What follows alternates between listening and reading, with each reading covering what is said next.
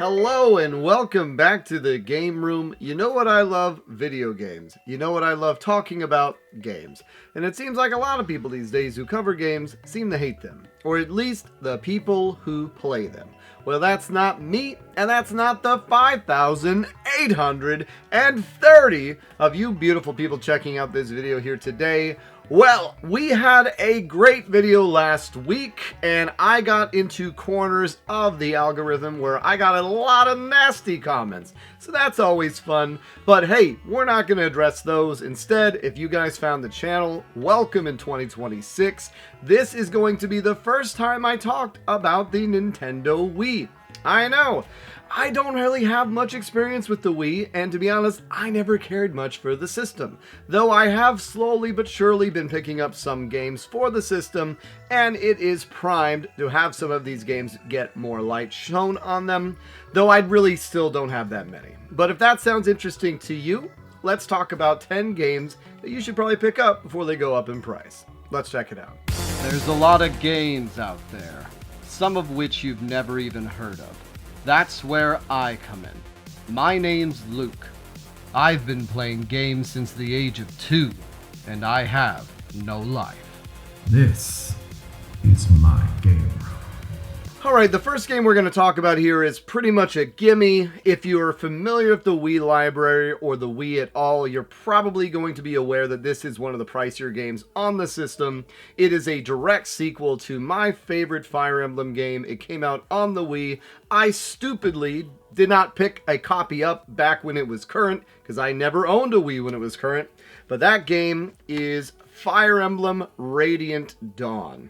And especially for people like myself who did not play any of the Fire Emblems, didn't even play the ones on the Game Boy that came out first here in the West, really just got familiar with the characters of Marth and Roy, and then I picked up Path of Radiance, and then finding out there was going to be a direct sequel, I wanted to play it. However, the game starts off and you're playing as Soth, or Sothe, or however you pronounce it, from the first game, who is kind of a side character thief that you pick up midway through.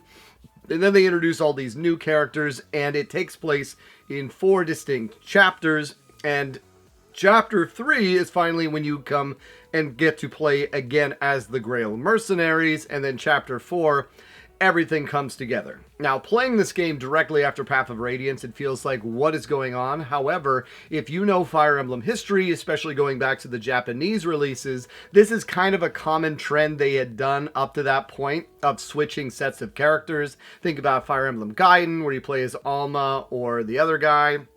Or Fire Emblem 4, Genealogy of the Holy War, where I believe there's even a time skip. This is nothing new for the series, even with the one that was on the Game Boy Advance, which is where you start off as one character and you can swap between a couple of main characters. It happens a lot. And the other thing that Radiant Dawn is known for is being exceptionally difficult. The regular difficulty is more or less the hard difficulty. And if you start on the hard difficulty, get ready. Now, it does allow you to carry over your save data from the GameCube version, though for the life of me, I don't really know what that does, but it is a solid Fire Emblem entry. It does kind of get rid of some of my favorite characters from not the first game, but Fire Emblem Path of Radiance, as far as it doesn't get rid of them, but they're not as good. Like Moarim was one of my favorite characters. He's a green cat character, and he's nowhere near as good in the second one as he was in the first one, and that kind of happens a lot with that game, which it reminded me a little bit of why I was upset with Mass Effect 3 versus 2, is that you want to continue playing with the characters you fell in love with, but it just doesn't happen. But anyways, good game. It got up to around $100 several years ago, and then it came down a bit. I think it's right there again, and still one of the most desirable games on the system, one of the best games that is not really Wii-like. There's no toggle controls, anything like that. You can even play it with the GameCube controller, which I prefer, though at this point, I probably would play all of these games on my Wii U and not the original Wii, since it plays both. But yes, that is what we're starting with. Path of Radiance is great, but Radiant Dawn is still a great game, well worth playing, and it is tough. I do not recommend this being your first Fire Emblem, which seems counterintuitive, seeing as it is on the Wii. And if you do play it there, You know, there's no mode where there isn't permadeath. So, you know, just play it on one of the easier modes because it is very, very difficult. And it's kind of an extension of Path of Radiance. Characters come back that you don't necessarily think they should, but, you know, I need to give it another shot. I still enjoyed it back in the day. It's just nowhere near as good as Path of Radiance, in my opinion. All right, moving on to the next game. So it came as a shock to me to find out that there not only were a game on the Xbox 360 from the series I was unaware of, but a game on the Wii that is the third in the series I was unaware of, and that is Destroy All Humans Big Wiley or Big Willie? Big Willie Unleashed. And Big Willie is this kind of thing here. And it's kind of one of those things where it's got the same humor. It does utilize the waggle controls. It's up to 2 players, and you can utilize Big Willie in it. I've not really heard anyone talk about this. Really, when you talk about Destroy All Humans, you hear a lot of the first and the second game, especially the first game. The first game was so zany, but the other two, this one and then Path of the Furon, are well worth having, and so this is probably the one that even less people talk about than Path of the Furon. And just as someone who loves the Destroy All Humans franchise, I had to pick up all of them. So that is one to be aware of. You may not know there's actually a exclusive Destroy All Humans game on the Wii, but now you do. All right, moving on from that. So this was a game that I remember came out on the Wii, and for the long time, I thought it was exclusive to the Wii. However, we'll get back to that. But it is a rail shooter type game, or a first-person shooter, but it takes place in the Dead Space universe, and that is Dead Space Extraction. And most of these first-person shooter games, like when I say light gun games, are very short experiences. Things like House of the Dead, they're intended to be arcadey, Time Crisis. This actually has a decent amount of gameplay in it, and was one of those things where when it came out for the Wii, it did wonders for trying to say, hey, the Wii was not a kiddie console. However, it just could not do enough. Dead Space had such a better reputation on the 360, on the PS3, and when this game came out, the fact that it was a light gun game made me not want to pick it up, which I should have, because it's a very solid game. Though, one caveat, I thought for the longest time it was exclusive to the Wii. Apparently, there is a digital version, or I think it's on the disc even, for the collector's edition of Dead Space 2 on the PS3. Now, I've seen that in my research. I was going to put it in a different video, but I figured I'd talk about it here just because it's interesting information. But outside of that, Dead Space Extraction, very cool game. Still pretty affordable. I picked up a copy not too long ago for $20 off Amazon, and it actually came sealed, which I did unseal it for my 2,000 subscriber special, which, if you can believe it, was only, 2024? So we've come a long way since then. Thank you all for being here, but that is one, if you have a Wii, you need to pick that one up because it is one of the best light gun games on the console, and it's got a decent amount of gameplay in it. I think upwards of 10 hours for the campaign, which is longer than some AAA releases on the PS4 era. So yeah, that's a cool one. Okay, now this next game we're going to talk about kind of started my collecting journey in earnest back in 2014-ish. So I've always been a collector as far as games. I have all my games since I was a kid. I never sold anything. I had this issue where I would only buy games brand new, though luckily I got over that as I got older. And when I was working at Accurate at the time, we would have a lot of downtime, and I would go onto my computer and look at YouTube videos, and I came across a Hidden Gems series by a guy named Metal Jesus, and one of the first videos was talking about Wii Hidden Gems. Why did I find this, mind you? Because I had just bought a Wii U, because I finally had money, I could afford it. This was around 2014. I picked up the Wii U for, I think Smash Brothers 4 came out around then, and I wanted to find out what other games I should pick up that I never heard of on the Wii, because once again, I said I never owned one. Well, I found a Hidden Gems video from him, which connected me to a bunch of other YouTubers I followed, but one of the games he talked about that sounded interesting was a game called Lost in Shadow.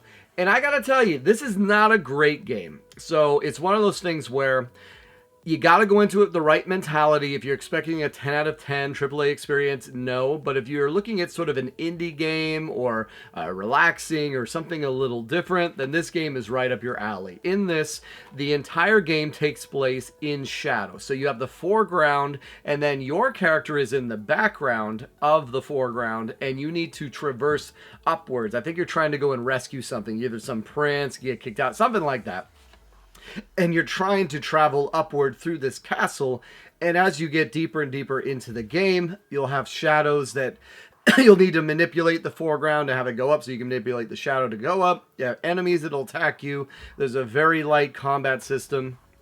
And it's just a fun, simple game on the Wii. There's not much in the way of motion controls, which is always a benefit for myself, as I don't care much for motion control games, but it was truly a hidden gem. Like, as far as, that's why this really sold me on the channel. I took a lot of his recommendations because this is exactly what I'm talking about as far as a game that's, hey, you know what, this may not be for everybody, and it may not be for everybody or the person who will like it every time you play it, but it's something that you're going to be glad you have in the collection. It's one of those things where, hey, if you're playing games with a friend or you want to try something, you have some time, that is a perfect example of a game that you should try out, and definitely one I would pick up. I think I got it for around $15-20. I think it has gone up a little bit in value since then, so pick it up now. It is well worth having, and the quintessential hidden gem on the system, in my opinion.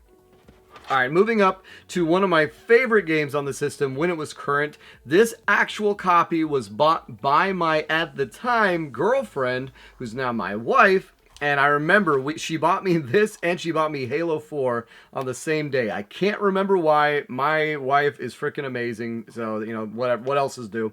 But she bought me this game because this was my little brother's game, so he actually did own the Wii, and we used to play his copy of it. I remember when I went to college, you would have some instances where we would play this, and I love the series. It started on the N64, but I think its final form, in my opinion, was this version, because the next time they did it, they completely changed everything, and that game is Mario Party 8. And I don't know what it was about this. There are motion controls here and there on this. There's one like shake the soda can and things like that. Like, especially in college with certain things like the competition, who would win that one was always both gratifying but embarrassing. But the thing I really enjoyed about Mario Party 8 is they have a level where I think it's Koopa Troopa Beach, and it's just a straight line. And what's so fun about it is that it's kind of like there's instances where if you go through the straight line, get to the end, you get a star. So the star doesn't change. There's no getting screwed over. But if you accidentally land on a space that's 1 or 2 before the star, you get shot with a cannon all the way to the beginning. And that concept for a Mario Party level is so fun. It both embodies the randomness of Mario Party, while at the same time giving it a predictability that's not really in any of the other games. And then, of course, Mario Party 9 comes out, and I think that's the one where they did the Bowser car and completely changed it. I have not put much time in Mario Party 9 or 10, so maybe I'm wrong on that. But Mario Party 8 is the definitive Mario Party, in my opinion, and this is for someone that had the first 3 on the N64 and played a lot of the GameCube ones. But I really love Mario Party 8, and I would definitely recommend picking that one up. I don't think it's too expensive either. Next game here. So this one's more, speaking of Mario Party, this was such an obscure game, and I want to say that my wife bought this game as a gift for my little brother back in the day, and somehow we did some horse trading and I ended up with this game, and it's just weird. It's not like Cold Zip Saga, it's not like Mario Party. It's apparently a series in Japan, like much more. There's a lot more of these games, but I had to pick it up. I played it a little bit. I did not really understand it, but I'm also interested in playing it more. And that game is Fortune Street. And there was a while where this game got insanely expensive. It has come back down to earth. I don't know if it's ever going to jump up in value again. I don't really care, but if you guys want to pick it up, I'd grab it. If you can understand how it works. Like, it almost feels like it has like a strategic element involving almost monopoly-like purchasing of properties and money, but it's not Monopoly. And I remember we tried playing it and the game just rolled out and someone won, and to this day I have no idea how it worked and I'm more interested in checking it out again. But yeah, Fortune Street is one that it is a Mario licensed game. I think it's a series of other games. I've seen other versions of it before where it's like, oh hey, that's Fortune Street. But yeah, that's one you might want to grab. It is Wii exclusive. No one talks about it and it's pretty dang cool. Alright, speaking of Wii exclusives, we're going to talk about a game that is not exclusive to the Wii. However, it is kind of exclusive in this format, and that is Resident Evil 4, the Wii edition. So going back in the day, Resident Evil 4 started on the GameCube. It was the exclusive for the GameCube. We were all happy for it, us Nintendo fanboys. Then they made a PS2 version. Then they made a version for everything. And then one of the ones that came out was the one on the Wii. And my best friend Sean had told me that this is the best way to play this damn game because it has light gun controls but still is behind the back. It's not like the VR version of Resident Evil 4, which was cool, don't get me wrong. We both played it, but I kind of got over it. Maybe it's because I was just over playing Resident Evil 4. But this is a very, very good way to play Resident Evil 4. It's not super expensive, and it's just, there's so many ways to play it, but it's its own unique way of playing it that is, in my opinion, still better than playing it in VR, just because I have a Meta Quest 2. I never play it. I played it a lot for Beat Saber, but then I got over it. And I can't stand VR. It's funny. VR always comes back, always falls flat on its face. People just don't want to put something on their face. Though I did buy that new Virtual Boy edition for the Switch 2, because, come on guys, a Virtual Boy in 2026, I gotta check that out. Alright, last few here. So this one is strange to me to find out this is kind of the black sheep of the Paper Mario series, but a lot of people have some strong opinions on it. I played it. I loved it. That is Super Paper Mario. Now, I was a big fan of Mario RPG. I really enjoyed Paper Mario. For some reason, I didn't get Paper Mario and the Thousand Year Door. I think that came out in 2005, I want to say, probably when I was stuck in World of Warcraft land when I was in college.